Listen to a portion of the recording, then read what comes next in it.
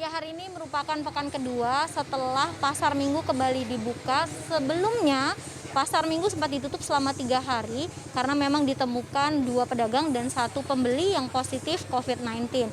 Nah, bagaimana sebenarnya penerapan protokol kesehatan di pasar Minggu yang sejatinya buka selama 24 jam sehari dengan jumlah pedagang mencapai 3.100 pedagang. Saat ini saya sudah bersama dengan Kepala Pasar Minggu, Bapak Febri Rozaldi. Selamat pagi, Pak. Pagi, Mbak. Penerapan protokol kesehatan di pekan kedua setelah pasar Minggu sempat ditutup seperti apa, Pak? Pastinya semakin kita perketat, semakin terus kita evaluasi terus, bahwa penempatan wastafel di jalur-jalur utama ya sudah bisa terlihat, termasuk di luar pagar juga ada juga wastafel. Kita bekerja sama dengan pihak Kelurahan Pasar Minggu dan selalu melakukan sosialisasi tentang jaga jarak, wajib masker, cuci tangan, itu selalu. Dan tempat-tempat usaha tentang ganjil genap kita masih tetap berlakukan. Namun adapun saat ini per tanggal 1 Juli bahwa untuk kebutuhan tempat usaha yang dipangan itu ganjil genap udah dilonggarkan karena permasalahannya tentang kebutuhan masyarakat dan stok barang yang agak susah mengaturnya, gitu Pak. Salah satu aturan atau ketentuan yang diatur dalam protokol kesehatan di pasar Minggu ini adalah pembatasan akses masuk, begitu ya Pak ya? Ya. Dari 15 akses atau pintu masuk ke sini hanya dibuka 8, 7 lainnya masih ditutup. Nah, ini akan ditutup sampai kapan dan memberikan dampak seperti apa nih kepada omset penjualan dari para pedagang di sini, Pak?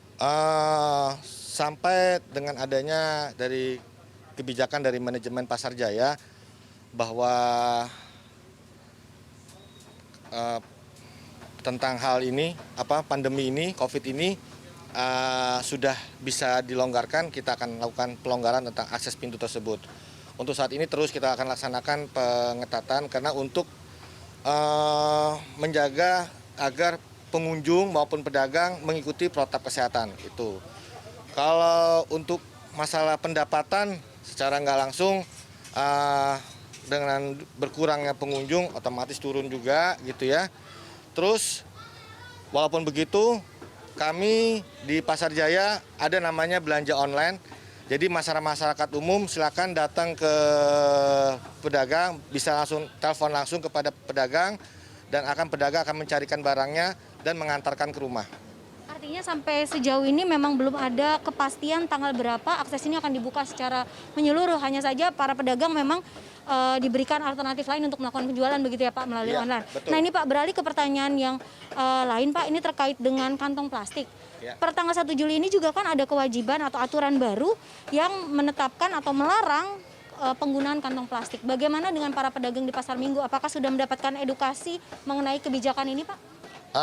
Pada prinsipnya untuk melakukan edukasi kepada pedagang Pasar Minggu maupun sosialisasi, baik yang pedagang permanen maupun pedagang pelataran, itu kita sudah melakukan sosialisasi terhadap mereka, maupun secara surat menyurat, maupun secara face to face ya, maupun secara informasi lisan lewat spanduk-spanduk, itu sudah terlihat dengan jelas kalau kita lihat di sini di Pasar Minggu. Jadi harapannya dengan stop plastik ini, para pedagang ada semacam keluhan bagaimana dengan jualan basah. Jadi kami bilang silakan gunakan plastik kemasan dengan model rollback gitu. Jadi plastik bening terus diikat dikemas. Tapi kita bagaimana niat kita mensosialisasikan kepada pengunjung agar mereka kalau belanja ke Pasar Minggu itu pakai kantong ramah lingkungan.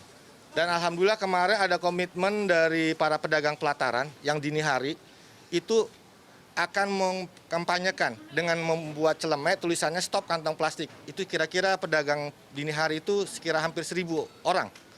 Ya insya Allah dalam minggu ini ke depan kita bisa mengkampanyekan itu.